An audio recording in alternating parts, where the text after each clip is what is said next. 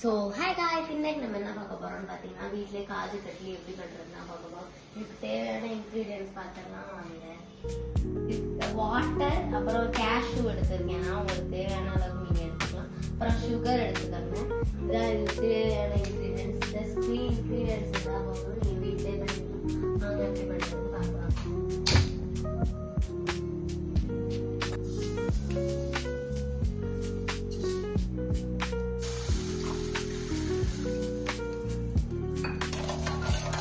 தண்ணி ஊற்றியாச்சு. சுகர் கரையிற வரைக்கும் நல்லா பாயில் பண்ணிக்கலாம். அளவுக்கு நல்லா ரெடி ஆயிடுச்சு.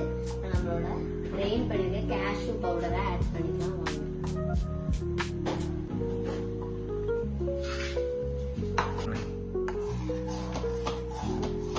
நெய் வந்து 1 டீஸ்பூன் ஆட் பண்ணிக்கிறேன். இப்போ வந்து நான் அந்த இதுல இருந்து பேஸ்ட் ஃபார்ம்ல இருந்து இந்த மாதிரி ட்ரையா வரும். ஒட்டாம, லைட்டா ஒட்டாம இதை அப்படியே இன்னும் கொஞ்ச நேரத்துல நம்ம பிளேட்ல மாத்திடலாம். இப்ப நல்லா இது திக்கா வந்துருச்சு. இதை நல்லா நம்ம வந்து ஷேப் கொடுத்துடலாம். இப்ப இதை ஷேப் கொடுத்து நல்லா ரெடி ஆயிடுச்சு. இதை டேஸ்ட் பண்ணிடலாம். எடுத்து சாப்பிடுவோம்.